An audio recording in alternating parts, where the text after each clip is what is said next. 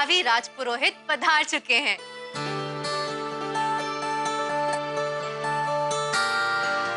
क्या? बोलो भला। देवर जी, इतना हैरान होने की कोई जरूरत नहीं, क्योंकि बहुत जल्द आप राजपुरोहित होने वाले हैं। इसी खुशी में छोटे माँ ने आपके लिए आपकी फेवरेट खीर बनाई है। लीजिए और खाइए। थैंक यू भाभी। बधाई हो रोहन। थैंक यू बड़ी माँ। हाथ नहीं मिलाएंगे? कांग्रेस रोहन। थैंक्स भैया। राजपुरोहित बनने वाले हो, बधाइयां ले लो। स्वेटर बुनने वाले हो, सलाइयां ले लो। धन्यवाद ताऊ जी। पर माँ, इसे बचाना कैसे? मठाधीश जी आए थे 12 मठों के महंतों के साथ। उन्होंने कहा 24 जुलाई को अगले राजपुरोहित का तिलक करना है।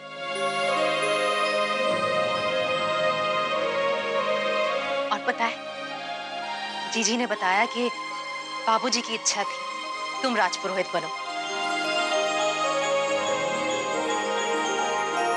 तो बस सब तय हो गया। खुश रहो।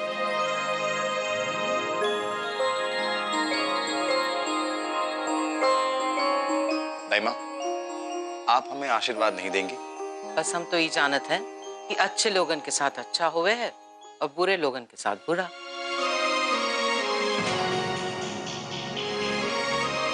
बस छोटी बहू समारोह से पहले वापस आ जाए तो मैं अपने आप को दुनिया की सबसे भाग्यशाली माँ समझूंगी। माँ, आप फिक्र मत कीजिए। तिलक समारोह में राधिका मेरे साथ ही बैठी होगी।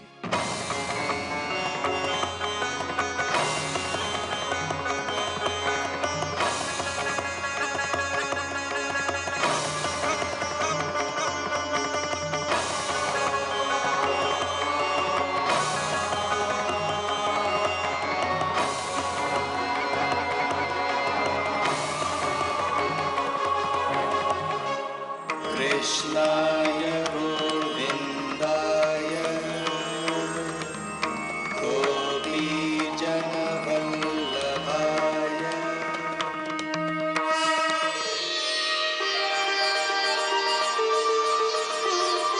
मैं जानती थी आप सुरक्षित वापस लौट आएंगे।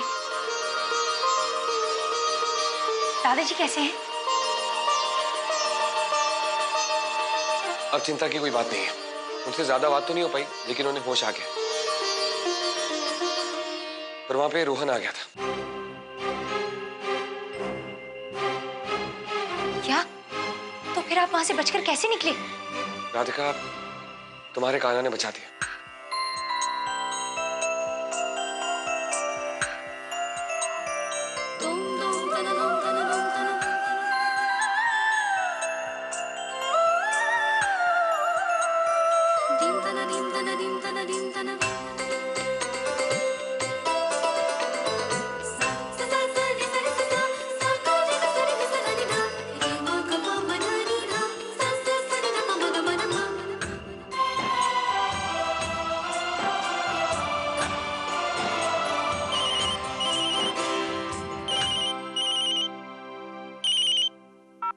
हेलो बरखा।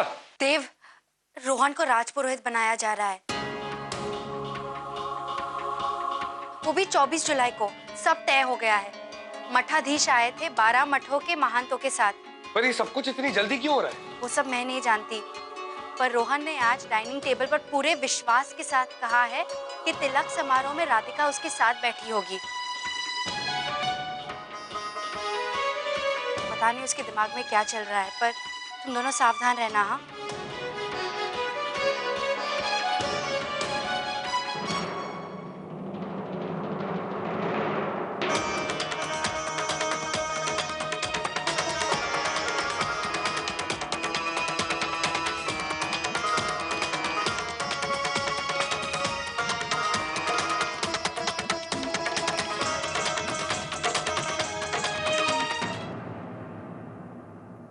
मैं कल सुबह ही मठ जाऊंगा।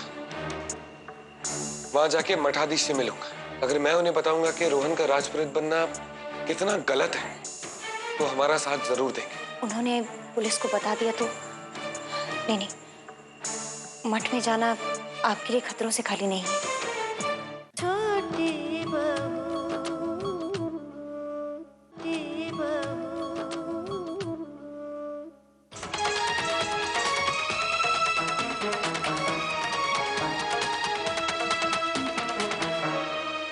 बरखा? तुम इतनी परेशान क्यों लग रही हो? नहीं, ऐसा कुछ नहीं। तुम किससे बात कर रही थी? नर्मदा। नर्मदा तुम्हारी फ्रेंड? नहीं नहीं, नर्मदा नदी। तो तुम सावधान रहने के लिए कह रही थी। वो मेरी सहेली नर्मदा की परिक्रमा के लिए जाना चाहती है। वो भी अपनी 80 साल की नानी के साथ। कितना कठिन रास्ता है, कैसे कैसे लोग मिलेंगे, इसलिए उसे सावधान रहने के लिए कह रही थी। हाँ, सही है। आप किसी काम से आए थे? हाँ भी और नहीं भी। जी? मैं तुमसे कुछ कहने आया था बरखा। पता नहीं कैसे कहूँ। क्या बात है, बोलिए ना। बैठ के बात कर सकते हैं बरखा? हाँ, बैठे।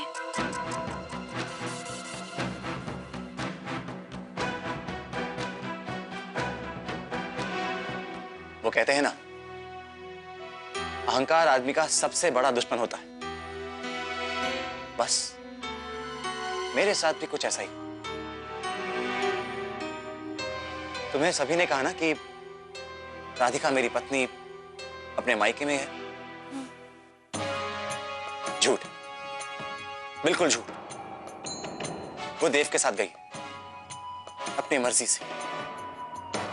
मेरा बेस्ट फ्रेंड देव राधिका से बहुत प्यार करता और राधिका भी उसके बिना जी नहीं सकती। मैं ही खामखा इन दोनों के बीच में आ गया। तुम्हें पता है, सच तो यह है कि मेरी राधिका से कभी शादी हुई ही नहीं थी, पर मैं फिर भी राधिका को पाना चाहता था किसी भी हाल में, क्योंकि मुझसे यह बर्दाश्त नहीं हो रहा था कि वो मुझे छोड़कर किसी और के साथ रहना चाहती।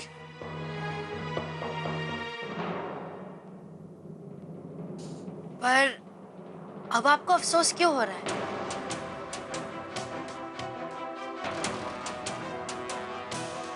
मैं अपनी शादी की तस्वीरों को देख रहा था। उन तस्वीरों में राधिका की उदासी साफ झलक रही है।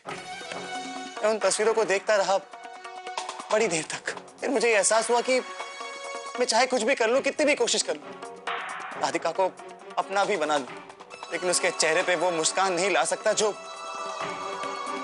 देव ला सकता। उसकी नजर में तो मैं हमेशा एक वैसा ही इंसान रहूंगा जिसने उसके प्यार को उससे छीना। और बरखा, यही मेरा सच, यही मेरा सच है। मैं बहुत बुरा इंसान हूं बरखा, बहुत बुरा इंसान। पर आप ये सब बातें मुझे क्यों बता रहे हैं? तुम उस दिन नहीं कह रही थी कि तुम मुझसे दोस्ती करना चाहती हो। आज जब मेरा सबसे अच्छा दोस्त मेरे पास नहीं है, मुझसे इतना दूर है, मुझे एहसास हो रहा है कि जिंदगी में मैंने क्या खो दिया। पता है बरखा, मैं आईने में ना अपनी सूरत से नजरें नहीं मिला पा रहा। मुझे अपने आप से नफरत हो रही है बरखा, नफरत। और मैं ये सब बात घर में किसी से कह भी नहीं सकता। क्यों? आप सबको सच बता सकते हैं। नहीं बरखा, मैं ऐसा नहीं कर सकता। मैं ऑलरेडी घर वालों को इतने झूठ बोल चुका हूं, इतने झूठ बोल चुका हूं कि अब मेरा कोई यकीन नहीं करेगा। अब बस एक ही रास्ता है कि मैं देव और राधिका को ढूंढ के अपनी गलती की माफी मांग लूं बस। फिर उन्हें घर लाकर घर वालों के सामने सारा सच बोल दूंगा। मैं जबरदस्ती किसी को मुझसे प्यार करने पर मजबूर नहीं कर सकता बरखा, कभी नहीं। पर तुम्हें ये भी नहीं करना चाहता। मैं बस चाहता हूं कि सब कुछ पहले जैसा हो जाए। मुझे बस मेरा दोस्त मिल जाए, मेरा देव मुझे मिल जाए बस। जिस दोस्त के लिए कभी मैं अपना जान देने को भी तैयार था, मैंने उसी दोस्त की जान लेने की कोशिश की बरखा। मैं कितना बुरा हूं।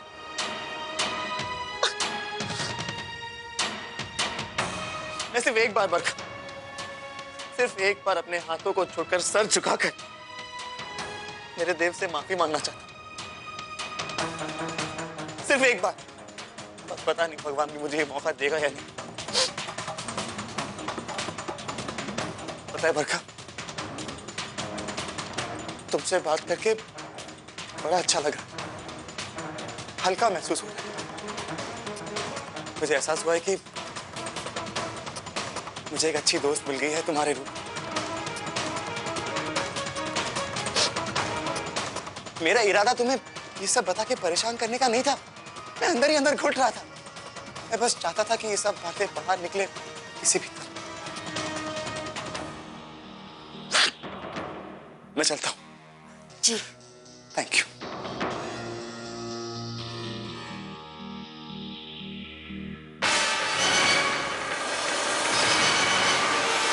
यदि तुम्हारे ऊपर राजपुरोहित परिवार में चोरी का आरोप न होता तो मैं तुम्हारी बात का विश्वास कर सकता था। क्या आपके पास कोई तरीका है जिससे मैं अपनी बेगुनाही साबित कर सकता हूँ? एक उपाय है।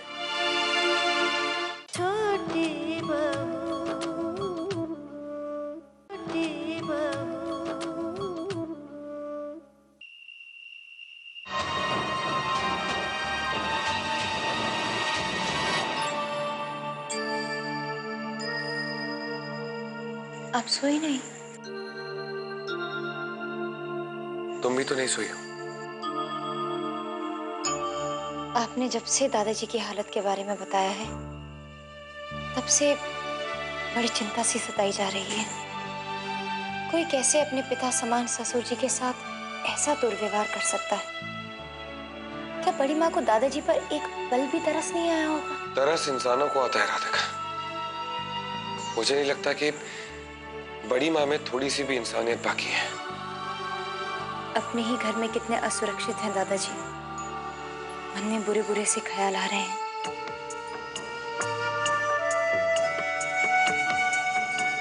आंख बंद करती हूँ तो ऐसा लगता है कहीं कोई अनहोनी ना हो जाए। नींद तो मुझे भी नहीं आ रही राधिका। पता नहीं, असहाय सा महसूस हो रहा है। ऐसा लग रहा है जैसे कितना कुछ है जो गलत हो रहा है और हम कुछ नहीं कर पा रहे। बड़ी माँ दादाजी को खतरनाक वाली इंजेक्शन दे रही है, जबरदस्ती कागजात पर दस्तखत करवाना चाहती है और ऊपर से ये रोहन का राज तिलक।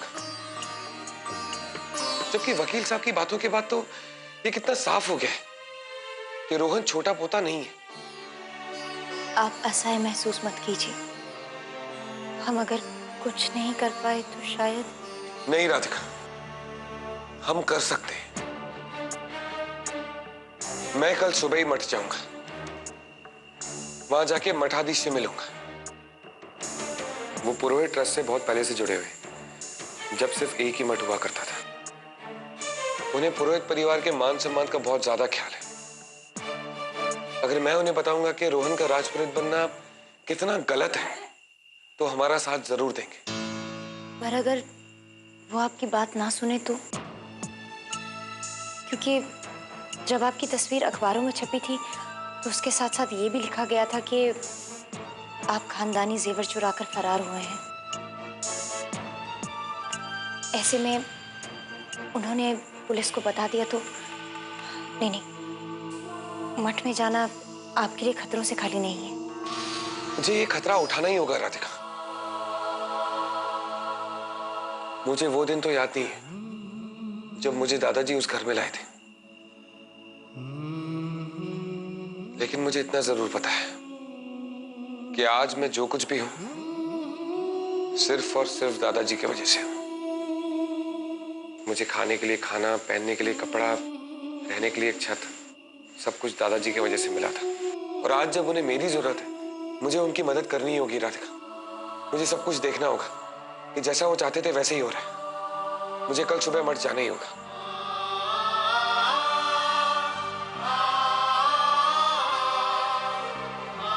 क्या हुआ राधिका? तुम इतना क्यों डर रही हो? क्या तुम्हें अपने कान्हा पर भरोसा नहीं? खुद से भी ज्यादा। बस वो चिंता छोड़ो और सोने की कोशिश करो। और मुझे पूरा विश्वास है राधिका कि जब तक तुम्हारा प्यार मेरे साथ है ना, मुझे कोई परेशानी छू नहीं सकती।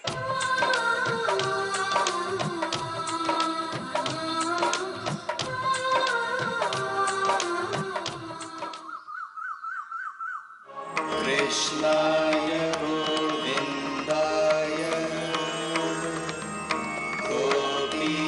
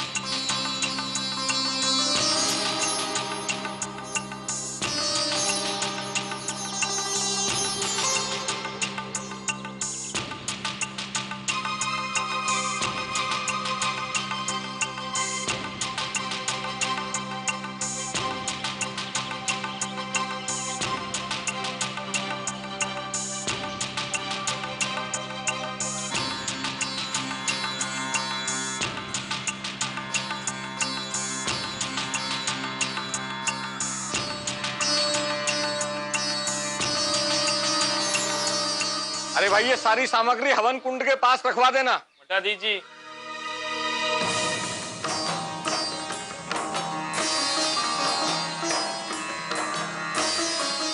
ठीक है, तुम जाओ।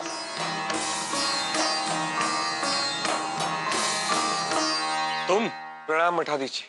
तुम्हारे जैसे पापी की इस पवित्र भूमि पर पांव रखने की हिम्मत कैसे हुई? मुझे आपसे कोई जरूरी बात करनी है। पर मैं कुछ सुनना नहीं चाहता। जिस आदमी ने बरसों के विश्वास और उपकार का ऐसा फल दिया, मैं उसकी ओर देखना तक नहीं चाहता। कृपया करके मेरी बात सुन लीजिए मठा दीजिए। रोहन का जो राजपुरोहित के रूप में अभिषेक होने वाला है, वो गलत है। दादाजी कभी नहीं चाहते थे कि रोहन राजपुरोहित बने। पर हमें तो ज्ञात हुआ था कि राजपुरोहित जी अपने छोटे पोते को अगला राजपुरोहित बनाना चाहते हैं। लेकिन वो उनका छोटा पोता है ही नहीं। अब ये कौन सा नया नाटक है? मठाधीश जी, ये नाटक नहीं है, मेरा विश्वास करिए। विश्वास? विश्वास शब्द का अर्थ भी मालूम है तुम्हें? हम सब ने तुम पर विश्वास किया। तुम्हें वो सारे दायित्व सौंपे जो केवल राजपुरोहित परिवार के सदस्यों को सौंपे जाते हैं, वो भी इसलिए कि उस परिवार ने तुम्हें अपना बेटा माना, तुम्हारा पालन पोषण किया। तुमने बदले में क्या दिया उन्हें? खानदानी गहने लेकर भाग गए। मैंने ऐसा कुछ नहीं किया। मुझ पर ये गलत इल्जाम लगाए गए। और अफसोस की बात तो यह है कि मेरे पास कोई तरीका भी नहीं अपनी बेगुनाही साबित करने का। अपने आप को निर्दोष तो तुम अब पुलिस के सामने करना। मैं भी पुलिस को फोन करता हूँ। मठाधीश जी, आप कृपया करके मेरी ये बात मान लीजिए। उसके बाद आप जो कहेंगे मैं करने के लिए तैयार हूँ। आप जो सजा देंगे मुझे मंजूर होगा। रोहन का राजपुरोहित बनना गलत होगा, अनर्थ होगा। ऐसी अनहोनी नहीं होनी चाहिए। घोर कलयुग है, घोर कलयुग है, घोर अनहोनी होने जा रही है। रोक लो इसे। अगर इसे नहीं रोका गया तो अनर्थ हो जाएगा। घोर कलयुग है, घोर कलयुग है, रोक लो इसे। घोर कलयुग है। इसने बहुत दिनों बाद ऐसी कोई बात कही है। इसकी भविष्यवाणियां सदा सच्ची होती हैं। मठाधीश जी, मैं इसलिए तो यहाँ आया हूँ। मैंने आज तक राजपुरोहित परिवार की सेवा ही की। राजपुरोहित परिवार के नाम के साथ जो गरिमा जुड़ी हुई है, मैं उसे कभी फीका नहीं पड़ने दे सकता। राजपुरोहितों को समाज में धर्म का संस्थापक माना जाता है। इस परिवार ने बहुत सारे मठ, आश्रम, अनाथ आश्रम स्थापित किए हैं, इसलिए उनका इस संसार में इतना नाम है। मठाधीश जी, मैं खुद को मिट्टी में मिला सकता हूँ, लेकिन इस परिवार के नाम को कभी मिट्टी में मिलने नहीं दे सकता। यदि तुम्हारे ऊपर राजपुरोहित परिवार में चोरी का आरोप न होता तो मैं तुम्हारी बात का विश्वास कर सकता था। ये एक गलत आरोप है और एक न एक दिन मैं साबित कर ही दूंगा। पर फिलहाल मठाधीश जी, हमारे पास समय बहुत कम है, क्योंकि रविवार को रोहन को राजपुरोहित घोषित कर दिया जाएगा। क्या आपके पास कोई तरीका है जिससे मैं अपनी बेगुनाही साबित कर सकता हूँ, जिससे आपको मुझ पर विश्वास हो जाएगा? है, एक उपाय है।